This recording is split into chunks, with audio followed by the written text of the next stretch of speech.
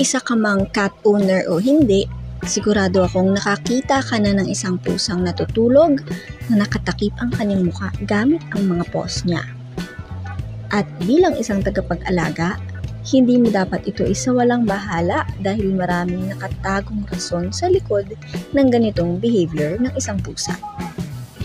Maraming iba't ibang sleeping positions ang mga pusa at iba-iba din ang kahulugan nito. Pero sa video na ito ay magpo-focus tayo sa isang sleeping position ng pusa.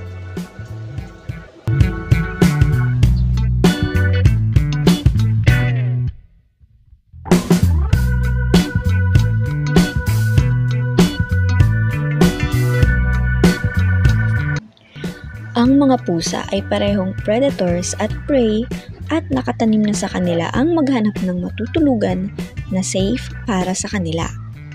Ibig sabihin, kailangan makahanap muna sila ng isang mataas na area o kaya ibabaon nila ang mukha nila sa isang unan para lang makaramdam sila ng sense of security. Alam kasi nila na ang kanilang mukha ang isa sa mga pinaka-vulnerable point kaya gusto nilang laging nakatakip ang kanilang mga mukha kapag sila ay natutulog.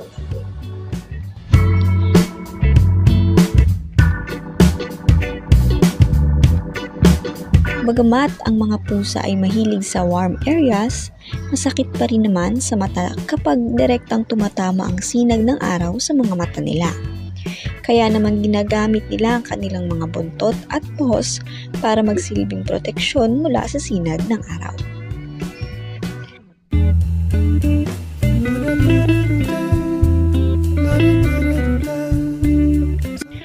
Isa pang dahilan kung bakit tinatakpan ng pusa ang kanilang mukha na makaka-relate din tayong mga tao ay dahil nagsisik sila ng comfort. Sa ganitong posisyon sila komportable at lalo kapag sila ay nasa deep sleep.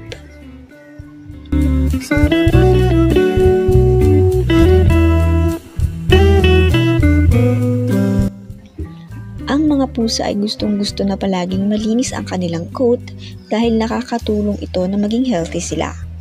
Dahil dito, nakakaubos din ito ng kanilang energy kaya dapat ninyong bantayan dahil maaaring dahil sa pagod niya ay makatulog siya habang naglilinis ng kanyang mukha.